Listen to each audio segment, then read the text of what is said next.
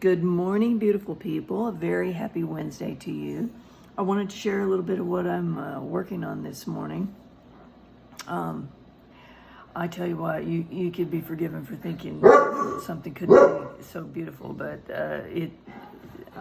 Creator's paintbrush is by far the most phenomenal. This is the original image of the horse, and of course I don't always leave things that way, although I loved this image, the way the wood and everything ties in with this gorgeous mane. But I also like this sort of rustic feel to it. I love a good matte vintage kind of feel.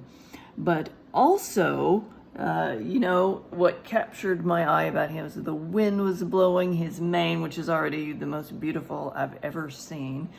I want to do even other things with this. Coming from a background of painting, I see different variations, and so I'm like, well, I'm going to create not only a warm black and white.